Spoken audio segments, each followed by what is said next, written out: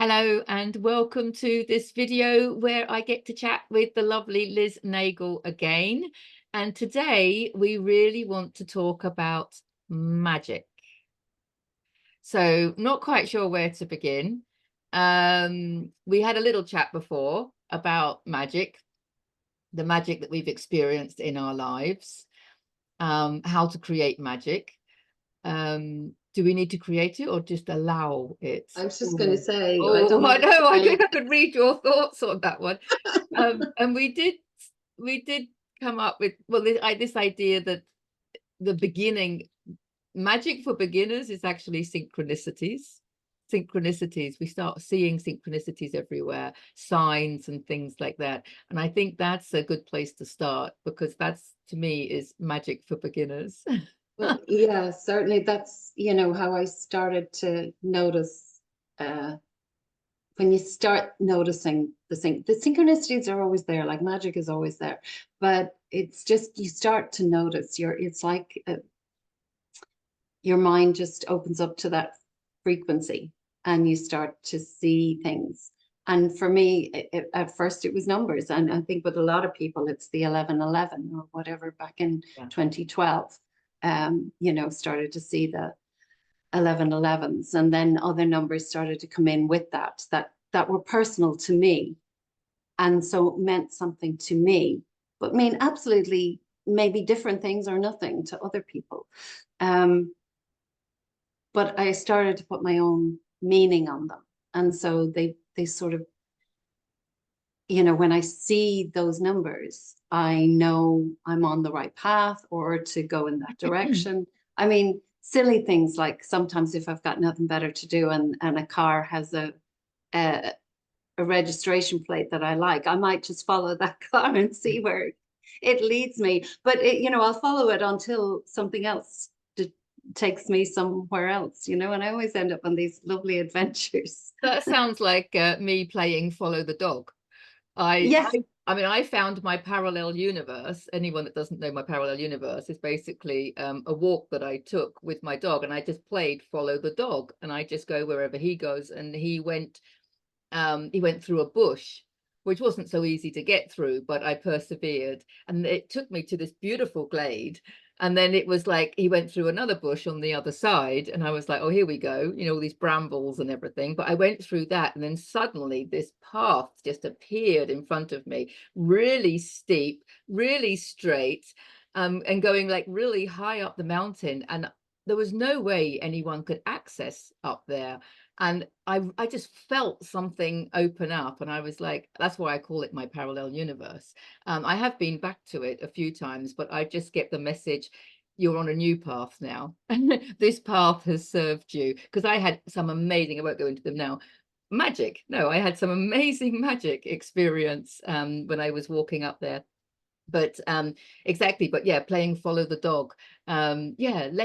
It's trusting, isn't it? It's just letting, it's playing. I would call that playing with the universe as well.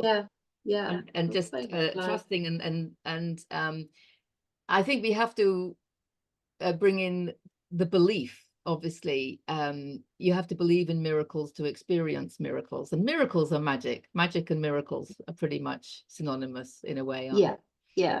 And you have to believe. And it's a bit like in the beginning, it's like when you think of somebody and then they message you. Yeah, exactly. And you're like, oh my God, that is so spooky. We use the word spooky. That's so spooky. I was just about to message you. But then, of course, you study quantum mechanics, at least to some level. And then you realize that there's nothing spooky about it at all. It's, well, it's like Albert Einstein said, didn't he? Spooky action at a distance. Yes. Which basically, I wouldn't say I've ever studied quantum mechanics, but I've read about it and I kind of resonated with it. Don't ask me to explain it. No. But, Quantum mechanics for beginners. Just understanding energy. I would call it understanding energy, and the energy, frequency, and vibration. And when you're within that frequency band, whatever frequency band you're in, that's where you will have all your experiences. And so it's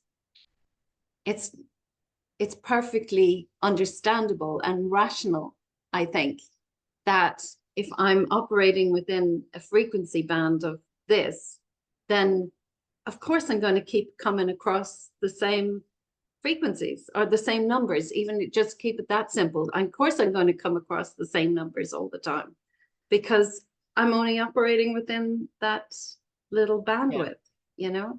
And you know, and then you start to break through levels, and you have other experiences, and then they start to become synchronistic. So it is about raising your frequency. And that, I mean, that quote from Nikola Tesla that you just said, you know, if you want to know the secrets of the universe, he says, but we could equally say, you know, if you want to create magic, think in terms of energy, frequency, and vibration. Yeah, I'm going to pull you up on something, and in that I don't think it's about raising your frequency. I think it is about expanding your frequency to include more frequency, to expanding your band, getting more bandwidth. It's like getting more bandwidth. Yeah. You know, it's not. Yes, it rises in octaves, so it is raising it in that way. But you still need to expand as it goes up, it goes out. That's why I always think, as you raise your frequency, you are expanding your consciousness. That's why for me they go hand in hand. We're just using different words, but and of course, you know, I always have the map of consciousness in my mind.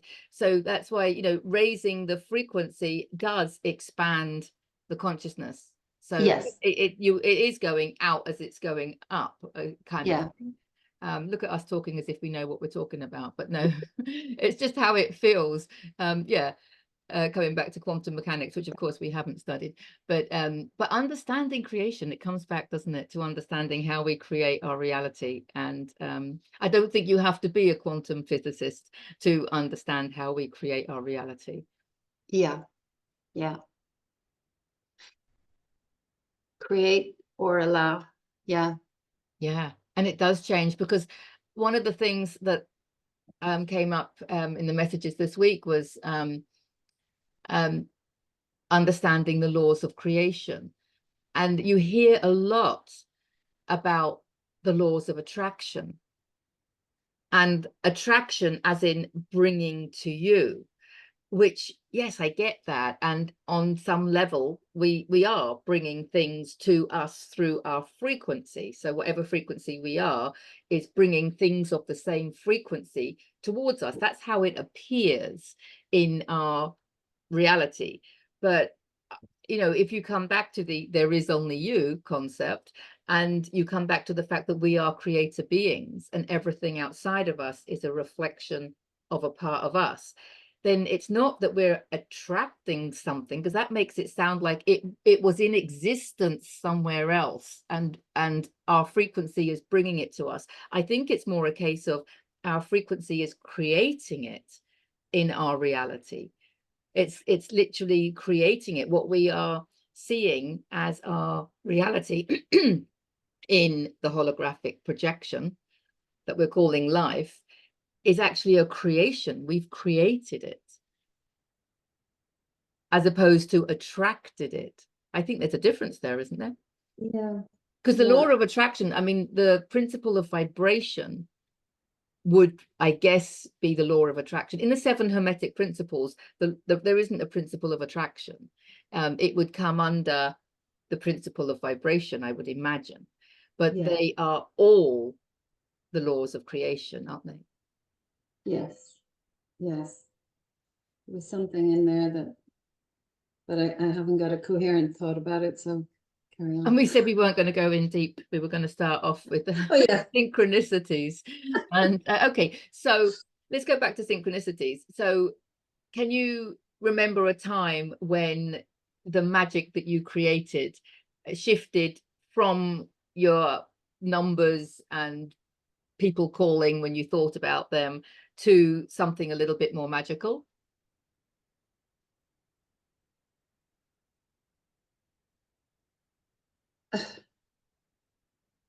Well, the most physical one is the story of my couch getting into my apartment, right? This couch that I bought, it's freaking huge. 3-seater. And we didn't have a lift in the apartment block, so the guys had to carry it up 3 flights of stairs or 4 flights of stairs anyway. And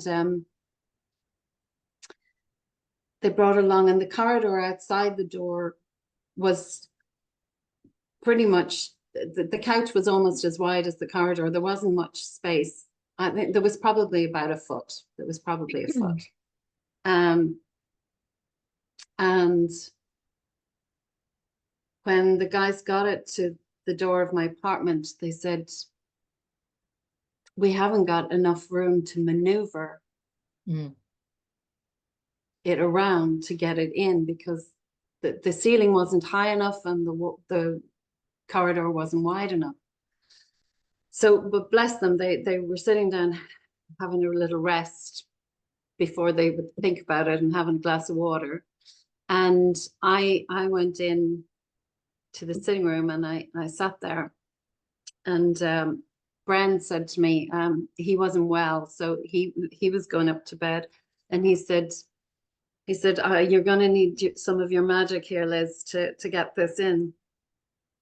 And he went off to bed, and I just sat down on the new armchair that had come in, and I just started to, I didn't know what I was doing. I didn't know why I started to think this way. It wasn't like a formula I had or anything. It was just suddenly these thoughts of the particles all just loosening, and the atoms, and you know, that nothing is really solid, and that everything is manipulable.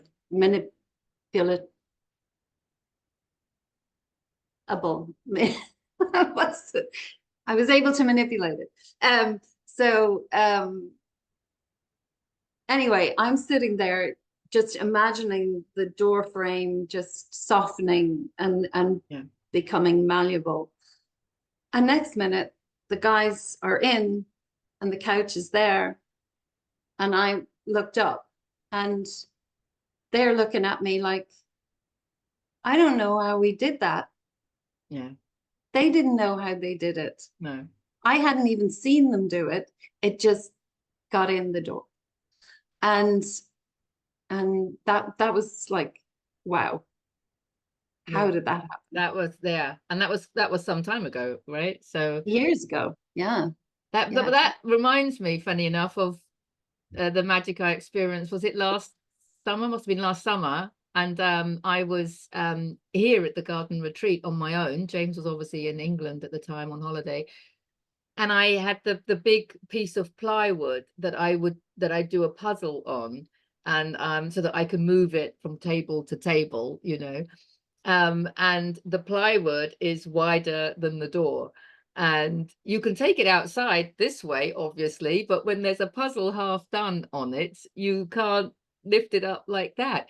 And I was in the garden with it. I think I must have started in the garden. And that's when I had those, I remember telling you before, the 3 days of solitude with not even a dog to look after. And I got myself into some kind of, I don't know, vortex. I don't know what you'd call it. See, we're not quantum mechanic or quantum physicists, are we? But anyway, I got myself into some kind of state. And I wasn't thinking. Yes, empty-headed. That's when I first experienced pure empty-headedness, because I didn't think at the time. It was only when I reflected afterwards that I was like, oh, I was bringing that puzzle in and out of the house. You know, I was bringing it in at night and taking it out during the day, and I was in and out all the time with that piece of plywood. And yet, when I was back in whatever, you know, zone I'd come back down to, the plywood didn't fit through the door. So yeah, it's a very similar experience, isn't it? Yeah. I am thinking that must have been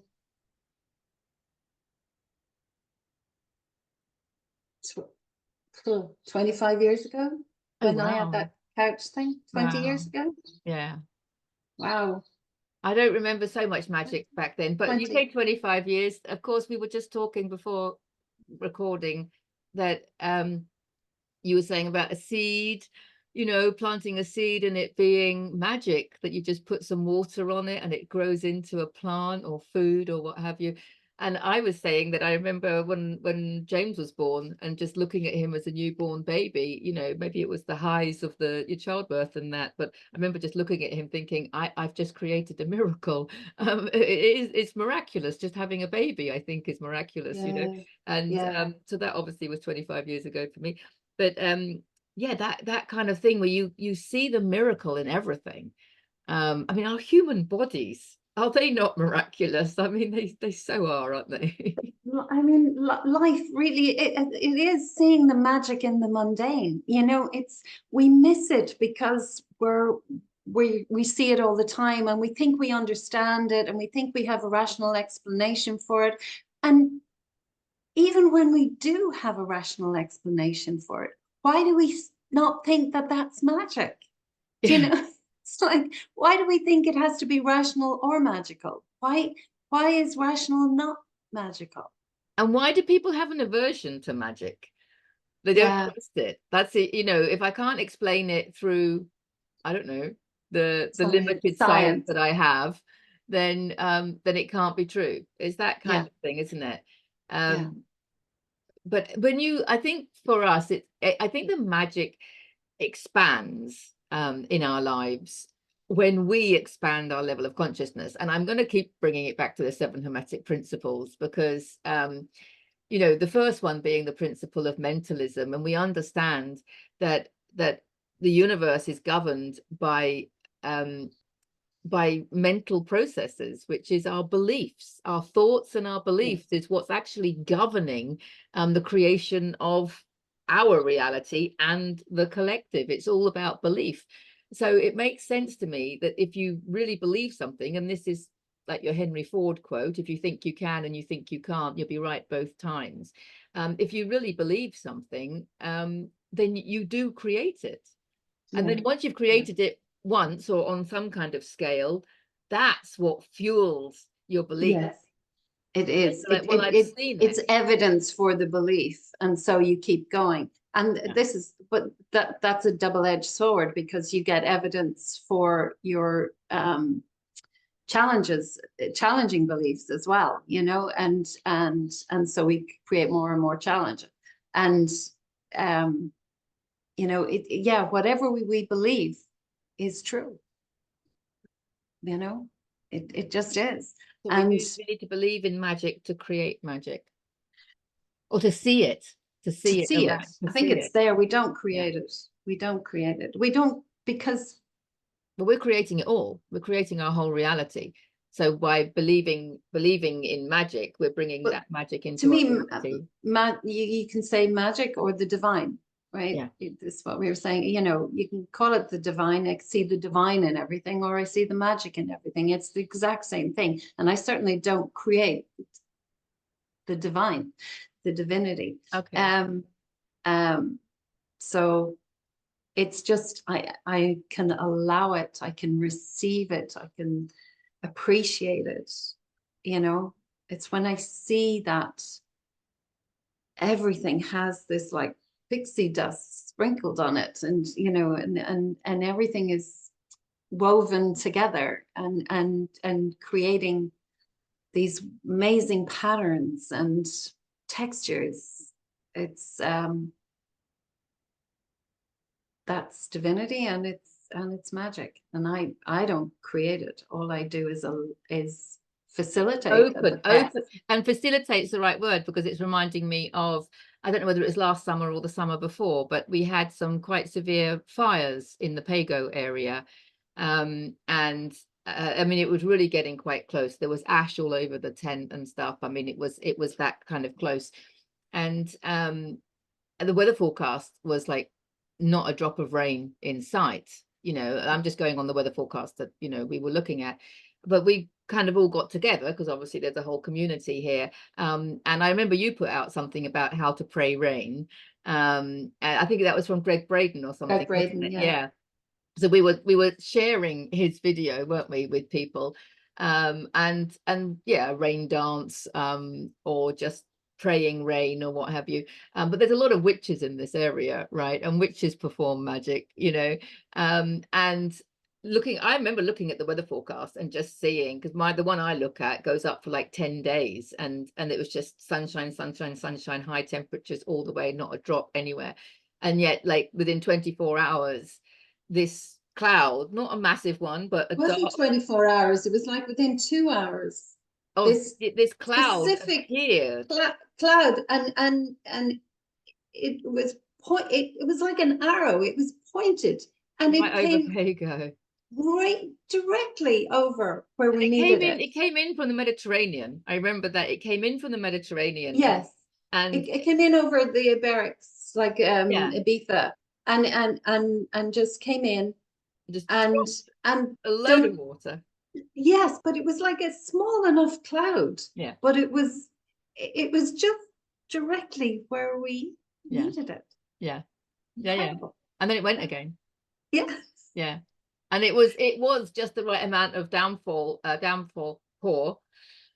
because of there was a little bit of a fire carrying on, but that wasn't the services were able to deal with that, who are always amazing. Obviously, here in Spain, we have to give a shout out to the fire brigade when we have these fires.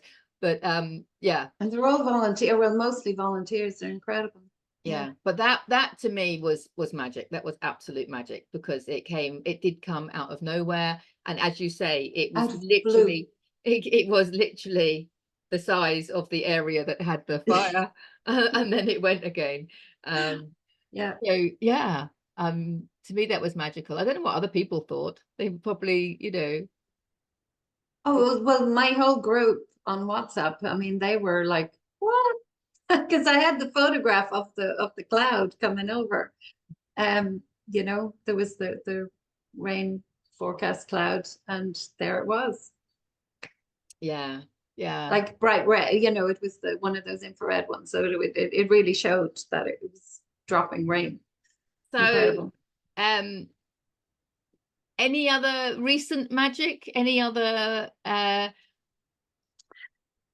you know, I've gotten so used to blasé about it now that I've gotten blasé, but not in a yeah, that's there. It's just I've gotten used to seeing everything as magic. I mean,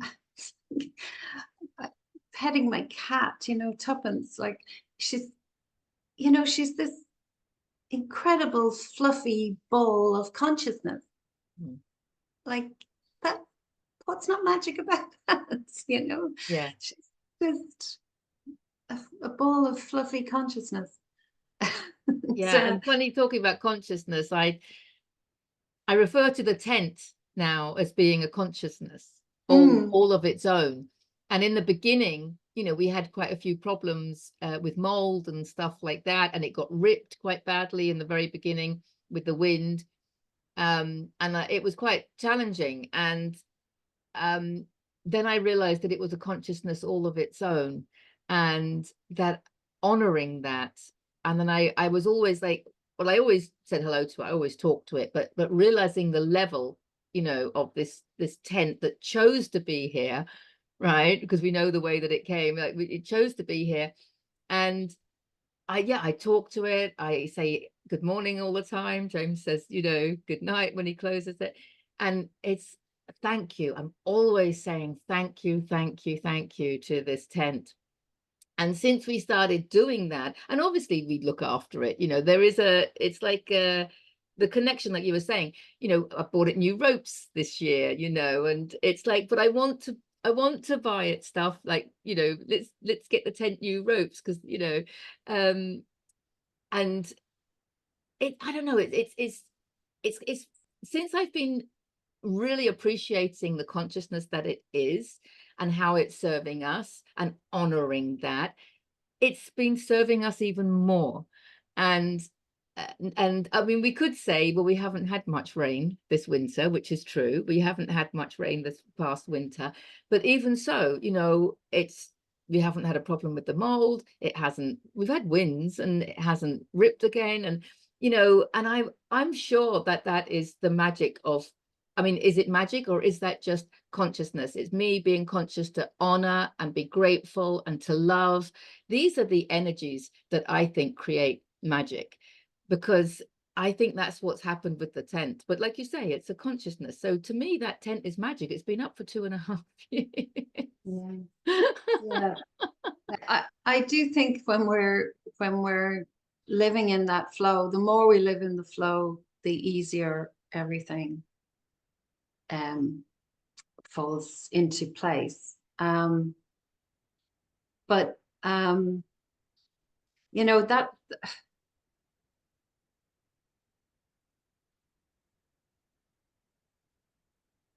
what am I trying to say?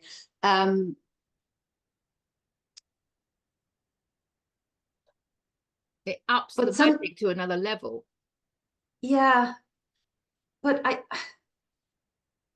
again, I'm gonna say, we can't create that, just like we can't actually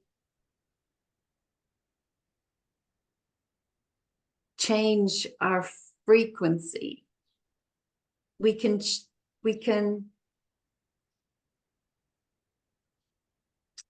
change our, we can be more open. But when you're not open, you can't open, you can only open as far as you can open.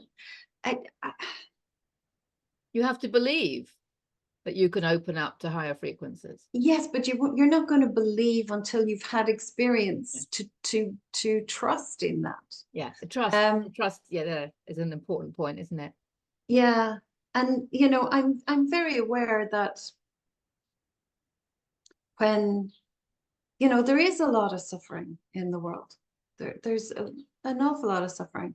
And when you're in that place of suffering, you're sort of, it would be very arrogant of me to say, all you have to do is believe, all you have to do is change your perspective, all you have to do is, because certainly when I was in places of suffering at times in my life, I wasn't capable of getting out of that. No. And you know, you have to ride that wave. I mean, you in a way, we're still creative beings, and it's a bit like, you know, we have created our own adversity for the purpose of growing through it, but we need to feel our way through it and navigate the suffering in order to grow. Yeah, well, yeah. I think the difference is that it's how we look in hindsight, how we join the dots with hindsight and see and have a different perspective on our journey that creates the magic in the moment.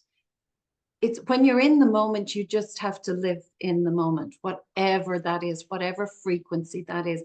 It isn't about getting out of that frequency, because that's not living in the moment. If you think you should be somewhere else or it should be different, you're not in the moment. And well, the irony of that is that by accepting that now moment is how you change your reality, because it's having resistance to the situation that you're in, that actually what you resist persists. So by being able to ride that wave with acceptance, that's actually, you know, ironically what's going to change it. But if you do it for the purpose of changing it, it doesn't work. No, it doesn't work. No. Yeah. Wow. So I mean, I did want to mention one of the recent, this does make me sound a bit woo-woo, so I was hesitant, you know the story. Only now? I'm a bit hesitant to say it, but I'm going to, because it's the most recent, it's my most recent experience of magic. And I'm only calling it magic because I can't find another explanation for it. So, and I love the way that everything happens in divine timing, and the right people come in to plant the right seed at the right time for the right magic. That's how I've been looking at it.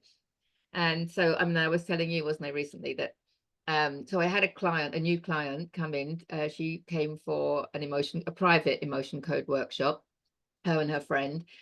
So I have a little bag of food items, toiletries, and I had some supplements in the bag to help people learn to sway test. Anyone that knows me knows that I'm a big fan of sway testing.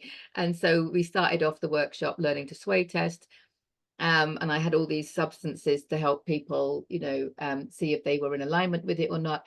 And I got the supplements. They were magnesium supplements. I got them out to offer this girl to help see if she, to help her practice. And I mean, obviously, the universe sends me some super conscious people to be my teachers all the time, obviously. And she commented that, oh, I don't usually take supplements. If I need one, this is what she said to me, if I need the energy of a supplement, I call in that frequency. And that kind of blew me away, because I was like, wow, yes, of course, call in the frequency. And when you have the frequency of that substance, then you don't need to physically go and buy the substance and physically take the substance. So that kind of planted a seed in me. It really resonated as kind of homeopathy. Yeah. And so placebo. then well, it is like that, isn't it? So then I was, so separate to that, I was listening to somebody talking about parasites, and he was clearly saying that because some people might refer to parasites in the collective, and he was quite clearly saying that if you're experiencing parasites in the collective, then obviously it's a reflection of the parasites within you. And that also resonated, because through the emotion code, I'd learned that, most of us have some form of parasites, in our physical bodies. And I was like, well, that makes perfect sense. And I had that experience before with you. Remember with the tent, I was talking about how we had mold in the beginning and it was bothering me. And it was because there was mold within me, which I had to heal. And when I healed the mold within me, that's probably why the tent hasn't had mold since. I don't know, but there's more magic there going on. But anyway, so I muscle tested to check if I had parasites, and I got a yes. So we kind of, this guy was talking about the ingredients, the natural cure for parasites to cleanse, which we already knew, right? But the black walnut, the wormwood, and the clove buds. So I was like, okay, I went to Amazon, went to look one up, found a really nice one, and it was like, yep, this is a good one. And I went to buy it and something stopped me, and I was like, does my body, I was muscle testing it, does my body need this? And it was like, you need the frequency of it. Shall I buy it? No. And that's what I kept getting. Does my body need this frequency? Yes. Shall I buy it then? No. And I was like, what's going on? And then I remembered the client that had called in the frequency. So I called in the frequency of each ingredient, and after each one, felt a little bit of release. And then after the third one, I actually felt quite nauseous, which at first I thought was strange. And then on reflection, realized that that was quite logical, because obviously parasite cleanses do cause nausea. And I was like, okay, I left it like a day or so, and didn't really think about it. And then I just went back and muscle tested. Do I have parasites? I'm doing it now. Do I have parasites? And I was getting a clear no. And I was blowing my own mind. My mind was completely blown. In fact, this is really recent. I was telling you, recently, and I'm like, my mind is completely blown. It's like, this is where I got this idea. People who believe in magic are mad. I'm like, am I calling in magic, or am I completely off my trolley? But either way, I was testing positive to parasites, and now I'm not. I didn't buy the product. I didn't physically take it. I called in the frequency of it, of each of the ingredients. Are you happy in your realm of madness? Yes. So, wouldn't it be mad to leave that? Well, the thing is that, yeah, because I was then reflecting like, well, how can this, I can't believe that we can do this, right? But then it was like, if I don't believe it, then what I'm actually saying is I'm not trusting my muscle testing. And if I'm not trusting my muscle testing, then that means that nothing is, like, that's just madness. So yeah, it is, well, the whole thing. Why do we think sanity and real, reality is all the suffering and horror and fear? Why do we think that's sanity?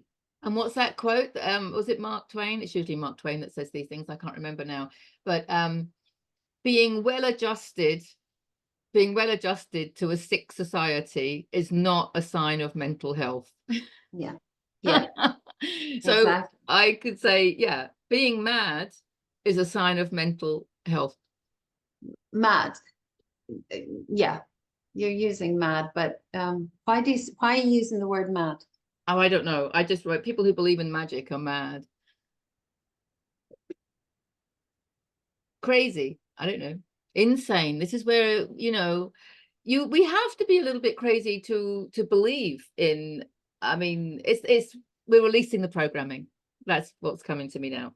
It's like, hang on a minute, Deborah, you're still releasing the programming from the fact that if you can't see it and if you can't explain it, then it hasn't happened.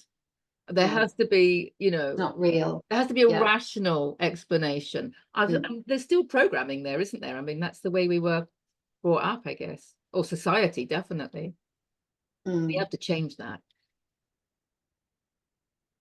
Well, I guess it's the paradox, though. That, it's true on one level and not true on another. Yeah.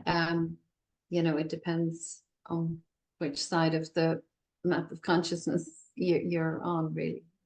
But if you choose to believe in magic, then you're allowing it. You're allowing the divine, like you said. It's the same thing. It's like believe in the divine. Allow it's something greater than us. Is this higher self human again, isn't it? Because there's a whole universe and more going on in the non-physical that our limited senses can't pick up. No. Once you we don't want to pick them all up, because that would definitely cause us to be insane. But it's just being able to say, yeah, there's more than I know. There's more than I will ever know. And but also, like, and it's okay. About being insane. Sorry, I was just thinking about this, because we know that there's a lot of, especially since 2020, there's a lot of psychosis going on, and people having spiritual experiences. And a lot of people would say that, psychosis is a spiritual awakening. But what is the difference between, somebody diagnosed as psychotic talking to the non-physical and somebody like me regularly talking to the the non-physical, and I guess the difference is whether it's serving you or not. Would that be the difference? Because it's still the same gift, it's still magic, it's just that it's not serving them, right? Yes, or it may serve them in the long run. I mean, what's the difference between a breakdown and a breakthrough? It's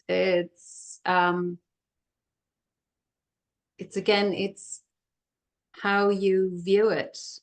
How you put the dots together in hindsight.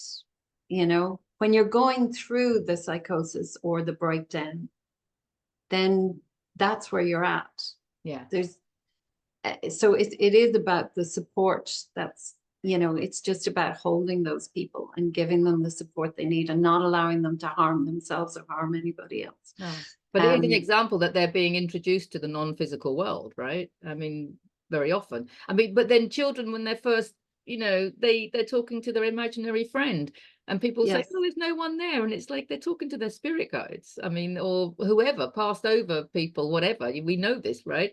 It's like, oh, my imaginary friend. It's not imaginary at all. It's just not physical. And then we knock it out of them and say, don't be so silly. And then we have to take this Well, I long think even if we path to didn't, realize, I think they'd knock it out of themselves because they want to fit in. You know, I think we do that. We knock it out of ourselves, and I think that that's part of the process, is trying to remember it again. And you know, it's like, yeah, it's the denial. You have something, you lose it, or you deny it, and then you have to find it again. Innocence. yeah. Oh, I think it was Robert E. Grant that said, God keeps things hidden and the game is for us to find them. Yes, yes. Something like that. Treasure hunt. It is. Yeah. It's a magic hunt. And yeah, definitely. And then your whole life is, yeah, basically trying to, you know, reclaiming the magic. Yeah. Reclaiming the magic. Yeah. From our, yeah, childhood, with our childhood innocence and that sense of magic, and everything is possible. Everything exists. Well, of course it does. There's infinite possibilities. And this is the other thing when I say understanding energy, or understanding even just a tiny, tiny bit of quantum mechanics or what have you, because everything is energy and everything's vibrating at a certain frequency, right? So, and everything is in thought, right? So it's mental, first of the Hermetic Principles. So anything that has ever been thought or believed or imagined or visioned exists in the field of consciousness. But it doesn't actually come into physical form until it's focused on and acted upon, or focused on by a large amount of people, you know, then it starts coming into physical form. I know, I knew you were going to say that, but I don't know how to say that without without that bit. But it's, so everything exists in thought form. So that, and also if it's been dreamt, right? So if anyone has dreamt anything, it exists in somewhere in the field of consciousness. So everything exists. And this is about, like, so this is why if you want to create, you know, something, you visualize, just bring it into your whole feeling, into your whole energy field, that it's already happened, because everything's happening in the now, right? So but you're only going to experience that which you resonate with. So it is about, Okay, but this is part of the paradox, because this sort of contradicts what you said earlier about the law of attraction, and it doesn't already exist out there, we create it. oh, I see, okay. But everything's existing in the now moment. So yeah, so we're allowing we're raising our frequency to match it. But then you didn't like the raising the frequency phrase. But well, no, we're it's not that. You're it. coming into resonance with it. Yeah. But that directly contradicts what you said in the beginning about, and I'm not pulling you up on this, I'm trying to resolve it, that we created the it's not that, what you said, I would have to go back, but you said it's not that you attract it from outside magnet. of you. You're not attracting something that already exists, you're actually creating it in the moment. Well, I'm thinking it's not from outside of you. I guess it's already in existence inside of us, isn't it? It's difficult to explain these things, isn't it? I think it's just one of those paradoxes. Yeah. I mean, you think it, and therefore you think it into existence, because the universe is mental. So you think it into existence, but you can only do that if you are in the right, you can only bring it in to your physical reality if it already exists. But if you're in resonance with it. Yes. You only get to experience that which you resonate with. Yeah. Yeah. Yeah. Good, bad, or indifferent. Yeah. So this idea about infinite possibilities, the reason that there are infinite possibilities is because we are free to think, dream, believe, envision anything and everything we want. Yeah. Yeah. And that's how the universe keeps expanding. That's how consciousness keeps expanding. Because we're all just firing off, we're neurons like firing off in different directions, and some things fizzle out and some things make a connection with something else, and it builds. It comes back to that weaving, doesn't it? Yes, it's the weaving, or like little rivulets, you know, it rains and little rivulets and trickles of water, and maybe they join up, or maybe they just sink underground, and maybe they become like a massive river or a lake or something, you know, or they just disappear and get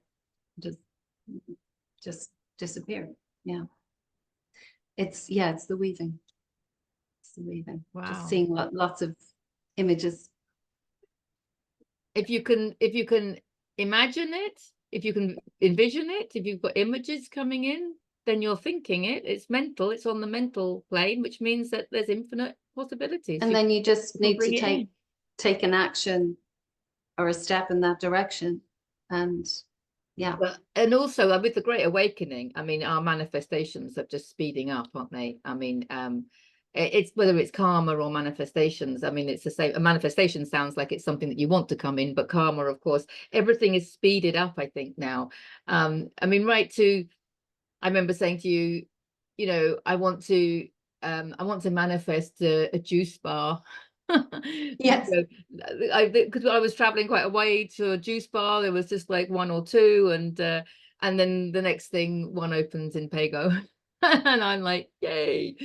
So yeah, but being open to it, but not relying on it, not being attached to it. That's a really important point as well, I think. Not being attached to the outcome. Yeah. Well, yeah. Letting go of needing it, and then it comes in. Otherwise you get caught up in that, having resistance to the fact that it's not there. Yeah. It's just like, again, I don't know if there's any point in having specific intentions.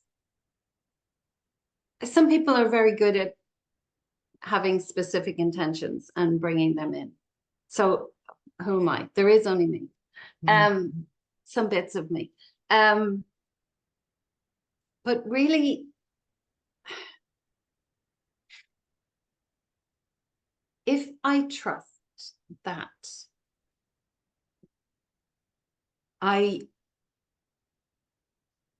whatever I resonate with will be my experience, then whatever comes and happens, and whatever I have or don't have or get or don't get, is what I need in that moment. Yeah. And so it literally is just living moment to moment and trusting that that's what I'm getting. What even the fact that I think I need something that I haven't got is coming from lack. Yeah. And thinking, even if I have a thought and then let it go, well, I have to totally let it go. And so having a little ceremony around it and making it an intention, it makes it harder to let go. I can burn it, I can blow it off in the wind, I can whatever, but it makes it harder to let it go, because then it's kind of it's in my subconscious somewhere. And it will, you know, it'll come in when it's meant to come in, when I'm at the right resonance. So I don't know. It's like, I just trust that my higher self knows what I need and will give me what I need. And there's kind of pointless in my human thinking. Exactly. It knows.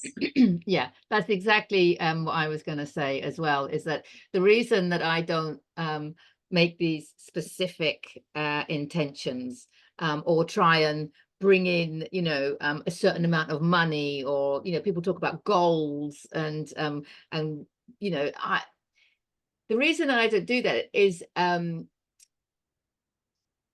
because when we create those intentions, we're usually doing so from our human, and our human is operated from our very limited mental processes, and also and our programming, of course, from our programming, which, you know, is really obvious. You know,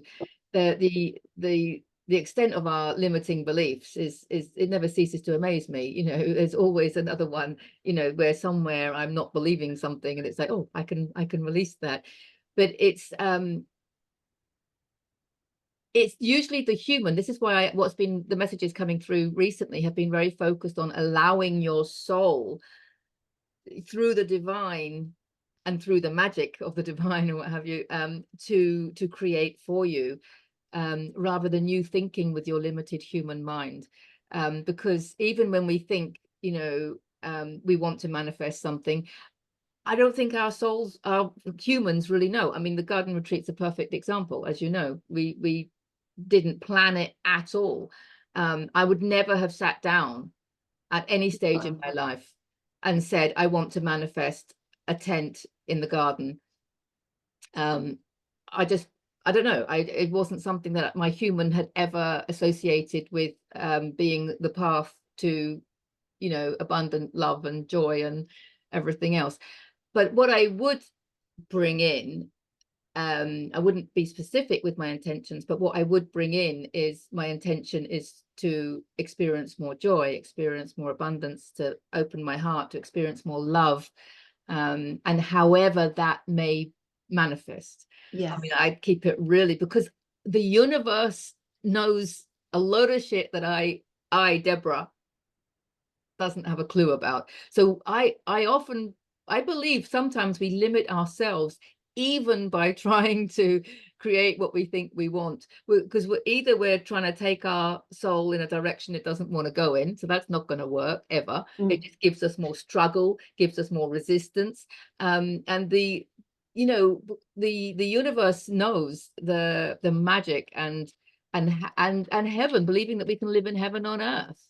You know, the universe can bring that, but we have to get our human out the way, right?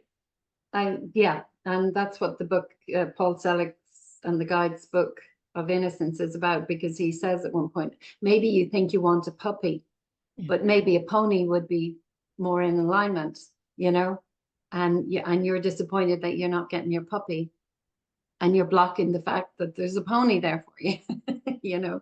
Yeah. Well, it was a bit, it's a bit like me thinking that I wanted a cat, and I put all the feelers out, didn't I? And I was like, oh, we have to have a cat. And it was like, well, the universe is like, no, you don't need a cat. It's just going to tie you down. You know? But yeah, our human is like, you know, a program, you know, I have to have a cat, you know. I was the opposite. I thought, I don't need a cat. I don't need any more cats. You know, this old one is going to die soon. I'll let him, I'll just have him on his own, and, you know, I'll just let him pass on. And then I don't need any more cats. And Tuppence arrived. Yeah. That was it. Yeah. Wow. So any other examples of magic that we can share? Oh my goodness. I was just thinking of one, because I've had an amazing experience with a healer recently, but energy healers in themselves, I thought was magic, because everywhere that I felt a sensation in my body was then where the healer went to afterwards. And I was like, so there was a real telepathy or of energy going on there. And I was lying on the couch, totally open to the magic, totally open to the magic. And I think that's a relevant point, especially with a lot of people going for healings and stuff. And we know this ourselves as healers. The healing can only be as magical as the person on the couch believes. Yeah. We can only work at the level of consciousness of the person on the couch. Yes. I mean, we can work at, you know, whatever level. Well, that's the placebo effect, right? You know, if you're given a pill and whoever gives it to you says this is the thing that's going to fix everything, and you firmly believe that, then it will fix everything. And which is why we can't really work with skeptical people, because the skepticism. Well, skeptic. Okay, if they're truly skeptical, not cynical, if they're truly skeptical, they'll be open-minded. Yeah, and it will be part of their path to. Yes. Yeah, so it will be an awakening process. But it reminds me. And you know, bringing it back to there is only me. If I come up with to, you know, if somebody like that comes in, then that's a part of me that's still doubting. That's a part of me. Yeah. That's being reflected back to me. Yeah. And so it's about me letting go of my lack of trust. Yeah. It's always about letting go. It's somewhere along the line. It's always about letting go and allowing these simple little words. And trusting. Letting go, allow, trust. Yeah. It's well, build your trust. You know, have something to build that trust on. If you let go, allow, and acknowledge, allow, then that gives you another little bit to trust. Yeah. Brilliant. Thank you so much. Thank you. Is there anything else that you want to say or share on the subject of magic or miracles? Or well, just that, you know, it's like just to see the magic all around. You know, remember when you were a child and you believed in magic, and we watched those, you know, fairy movies, and we could see the pixie dust and kind of just little, you know, just bursting out of everything and around everything. Yeah, just try looking at everything with pixie dust. I like that. Definitely. So thank you very much, Liz, for joining me again for this conversation on magic, and I am sure we will do another video soon. Thank you for getting to the end of the video, everybody, and we would love to hear your comments as to what magic, what synchronicities, what magic, what miracles are happening in your life. That we would love to, I'd love to hear that. So yeah, lots of love to you, Liz, and lots of love to everybody else. Mwah, mwah.